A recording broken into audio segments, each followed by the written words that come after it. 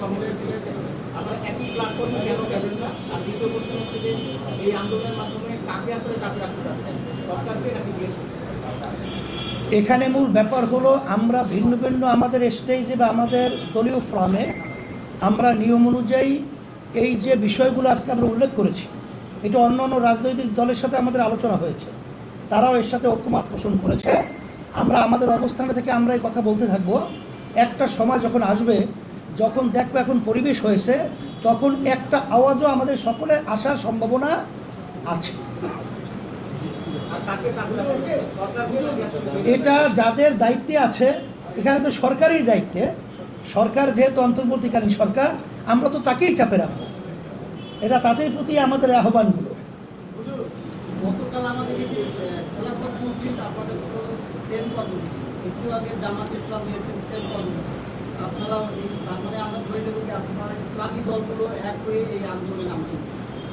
আমরা ইসলামী দলগুলোর ব্যাপারে 5ই আগস্টের পরে 24/2000 আমরা বলেছিলাম ইসলামী দলগুলো আমরা একটা বাক্স দেওয়ার ব্যাপারে আমরা এটা ঘোষণা দিয়েছি, আমরা চেষ্টা করছিলাম এবং আলহামদুলিল্লাহ সেটা অনেকটাই কাছাকাছি এরকম একটা পরিবেশ আল্লাহর রহমতে অনেকটা তৈরি হয়েছে।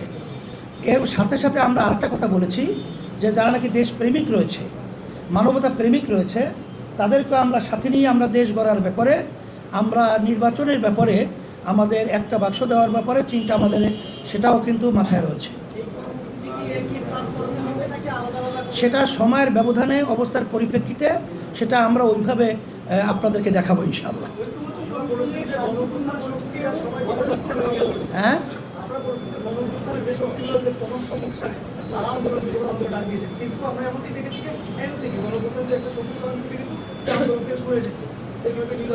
না, এনসিপি আন্দোলন থেকে সরে নাই। এনসিপিও কিন্তু জুলাইয়ের সনদ আইনি ভিত্তির ব্যাপারে তারা কিন্তু একমত রয়েছে।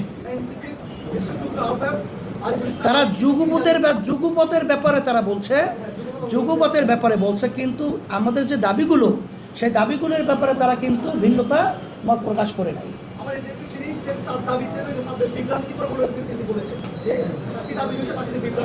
এটা সাংবাদিকরা আমাদের সাংবাদিক সম্মেলনের বা আমাদের মতামত প্রকাশ করার আগে যে লেখালেখি ছিল এর পরিপ্রেক্ষিতে হয়তো তারা বলেছে, কিন্তু এই দাবিগুলোর সাথে তারাও কিন্তু মতে এক আছে।